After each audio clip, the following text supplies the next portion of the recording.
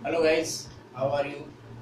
आज हम class 11th की अकाउंटेंसी में चैप्टर जो हमारे पास है इसके अंदर फोर्थ जो process and bases of counting जो है इसके ऊपर आज हम फोकस करेंगे। तो देखिए गाइस, क्लास 11th के जो इस चैप्टर में डिस्कस करने से पहले ये हम जानते हैं कि भी जो हमारे पास ट्रांजेक्शन जो किसी भी बिजनेस में होती है वो दो तरह की होती है, जिनमें से एक होती है नॉन मॉनेटरी ट्रांजेक्शंस, जिसका कि हम अकाउंटिंग के अंदर रिकॉर्ड मेंटेन नहीं करते हैं, और दूसरी जो है मॉनेटरी ट्रांजेक्शन जिसका अकाउंटिंग में रिकॉर्ड मेंटेन करते हैं। फॉर एग्जांपल हम देखते हैं कि अगर लेबर का अपॉइंटमेंट किया जाता है तो ये हमारी नॉन मॉनेटरी ट्रांजेक्शन है बिजनेस में, लेकिन अगर लेबर को भुगतान किया जाता है तो ये मॉनेटरी ट्रांजेक्शन होती है बिजनेस में, जिसका कि यहाँ पर रिकॉर्ड मेंटेन किया जाता है। तो देखिए यहाँ पे जो प्रोसेस के अंदर हम किस तरह से इस प्रक्रिया को आगे बढ़ाते हैं अकाउंटिंग की on the basis of monetary transactions, तो ये चीज़ को आज हम यहाँ पर डिस्कस करेंगे। तो इसमें सबसे पहले क्या है कि हम जो ट्रांजेक्शंस होती हैं उनमें से ये देखते हैं कि कौन सी मॉनेटरी है कौन सी नॉन मॉनेटरी है। तो मॉनेटरी ट्रांजेक्शन जो बिजनेस से रिलेटेड होती है उसे हम आइडेंटिफाई का कार्य करते हैं। तो सबसे पहले यहाँ पर क्या होता है प्रोसेस में, आइडेंटिफाई ऑफ ट्रांजेक्शन। अब इस उसको ट्रांजेक्शन आइडेंटिफाई करते समय हमें क्या क्या ध्यान रखना है कि ये मॉनेटरी ट्रांजेक्शन है या नहीं। तो मॉनेटरी ट्रांजेक्शन है, इसको यहाँ पर लिख लेंगे। इसमें उसके साथ जो मॉनेटरी ट्रांजेक्शन होती है तो उसके साथ कोई एविडेंस है या नहीं है। विदाउट एविडेंस जो है हमें डबल एंट्री सिस्टम में हमारे अकाउंटिंग में अलाउड नहीं होता, तो इसलिए हमें उसके साथ संबंधित डॉक्यूमेंट्स भी जरूरी होता है। उसके बाद में जो हमारे पास जो डॉक्यूमेंट्स होता है, क्योंकि वो उस के बाद में हम वोचर तैयार करते हैं तो वोचर के साथ वो डॉक्यूमेंट है वेरिफिकेशन के लिए हमें काम आता है। तो इसमें किस तरह के डॉक्यूमेंट्स हो सकते हैं, एक तो कैश मेमो जो है वो लगी इसके अंदर डॉक्यूमेंट्स का काम करेगा। दूसरा परचेज इनवॉइस है, सेल इनवॉइस है, और पेमेंट पे स्लिप अगर हमने कोई भुगतान किया है, चेक बुक है, और इसके अंदर पासबुक जो है, ये मेनली जो हमारे पास एविडेंस डॉक्यूमेंट्स माने जाते हैं और इन्हें सोर्स ऑफ डॉक्यूमेंट्स के नाम से भी जाना जाता है। अब यानी कि जब आइडेंटिफिकेशन ऑफ मॉनेटरी ट्रांजेक्शन हो जाता है तो उसके बाद में हमें क्रिएशन ऑफ वोचर, यानी कि जो हमारे पास सोर्स ऑफ डॉक्यूमेंट्स किसके पास, कैश मेमो के बेस के ऊपर, परचेज सेल इनवॉइस के बेस पे, इनके बेस के ऊपर हम क्या है कि अपना वोचर तैयार करते हैं। तो वोचर जो होता है फर्म का एक प्रिंटेड जो है वो होता है जो कि डबल एंट्री सिस्टम को पूरी तरह फॉलो करता है।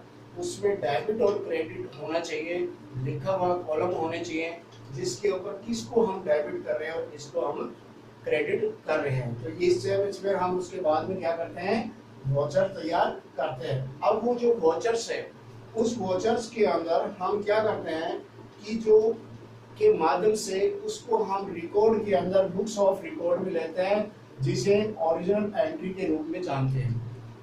जो बुक्स जो होती है उनके अंदर सबसे पहले उस वोचर को या तो जर्नल के अंदर लिखा जाता है, जो कि पहले हमने इसके ऊपर डिस्कस किया है कि बुक्स कितने प्रकार की होती है।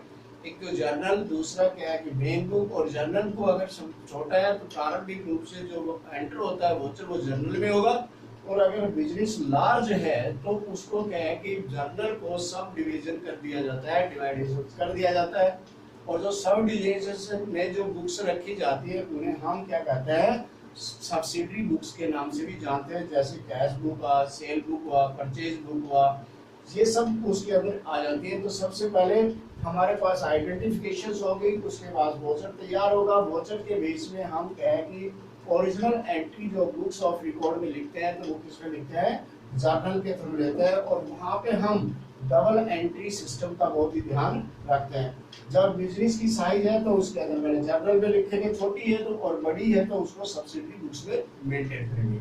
उसके बावजूद गाइस जो हमने जर्नल में जो एंट्रीज डाली वोचर के माध्यम से, वोचर की सहायता से, उन एंट्रीज को ये डे वाइज डलती है, ये डे वाइज एंट्री होती है, जिसमें उसके बाद में हम इनको क्या कहें कि आगे जो मेन बुक होती है, जो लेजर्स है, उस लेजर के अंदर क्या है कि हम आगे लेके जाते हैं, जिसे हम क्या कहते हैं, इसमें पोस्टिंग टू लेजर। यानी कि यहाँ पर जो लेजर के अंदर क्या है कि जो जितने भी जो अकाउंट्स है वो separate natures of item, natures of इसके अंदर अकाउंट्स के अकॉर्डिंग वो आइटम्स है वो अपना ऑटोमेटिक उनके अंदर एक जगह चली जाती है। और जहाँ पर एक नेचर की आइटम को जहाँ पर एक जगह लिखा जाता है बुक्स ऑफ लेजर के अंदर, तो वहाँ पर उसे हम क्या कहते हैं, पोस्टिंग करना। और पोस्टिंग करने से वो हमें सभी जो अकाउंट्स है वो सेपरेट सेपरेट तैयार हो जाते हैं। तो यहाँ पर जैसे इसमें अकाउंट्स क्या होता है, जैसे एक्सपेंसेस अकाउंट है, इनकम अकाउंट है, सेल अकाउंट है, परचेज अकाउंट है, तो ये उनकी नेचर के अकॉर्डिंग या उनकी कैरेक्टरिस्टिक्स के अकॉर्डिंग, आइटम की कैरेक्टरिस्टिक के अकॉर्डिंग डिफरेंट डिफरेंट उसमें हम पोस्टिंग कर देते हैं। और इस तरह से हमारा क्या है कि लेजर तैयार हो जाता है। उसके बाद में जो आता है प्रिपरेशन ऑफ ट्रायल, यानी कि गाइस इसके अंदर उसके बाद में हमारा जो मेन काम होता है, अकाउंटिंग का जो काम चालू होता है, स्टार्टिंग होता है, वो वहाँ पर पोस्टिंग करने के बाद में टोटलिंग जो है वो अकाउंट्स के लगाने के बावजूद जो स्टार्ट होता है। और यहाँ पे हम उनकी टोटल डेबिट का है, डेबिट का करेंगे, क्रेडिट का टोटल करके उनका डिफरेंस निकालेंगे। और इस डिफरेंस की सहायता से हम वहाँ पर ट्रायल बैलेंस तैयार करते हैं। क्योंकि ट्रायल बैलेंस इसलिए तैयार किया जाता है कि ये देखने के लिए कि जो हमारे द्वारा जो डेबिट और क्रेडिट जिन अकाउंट्स को किया गया है डबल एंट्री के माध्यम से, वो कभी उसके अंदर कोई न्यूमेरिकल एरर तो नहीं है। उस न्यूमेरिकल एरर होगी तो आगे की रिपोर्टें तैयार नहीं होती। और उसके बावजूद जो है अगर हमारे वो ओके हो जाता है, ट्रायल बैलेंस मिल जाता है, तो उसके बाद में हम जो हमारी जो रिक्वायर्ड है बिजनेस की जो रिपोर्ट है, जिसे फाइनेंशियल रिपोर्ट कहते हैं, जिसमें trading account, profit and loss account और बैलेंस शीट तैयार की जाती है, जो क्योंकि वो उससे हमें जो बिजनेस से रिलेटेड बहुत सी इंफॉर्मेशन से जानकारी प्राप्त होती है, जिनके आधार पे मैनेजमेंट जो होती है या जो ओनर जो होता है वो क्या है कि बिजनेस से रिलेटेड क्या कर लेता है, अपना डिसीजंस ले सकता है कि बिजनेस को कितना हमारा प्रॉफिट हो रहा है, कितनी हमारी सेल हो रही है, कितना हमें और दूसरी जो हमारी एसेट्स है, कितनी हमारे मार्केट के लायबिलिटीज है, उन सभी के बारे में वो डिसीजन लेने में सक्षम होता है। और इस तरह से ये प्रोसेस है वो आगे बढ़ाई जाती है। तो मेरे को उम्मीद है गाइस कि ये कंसेप्ट जो है आपको समझ में आया होगा। इसे लाइक करना और सब्सक्राइब करना न भूलें। Thanks, have a nice day.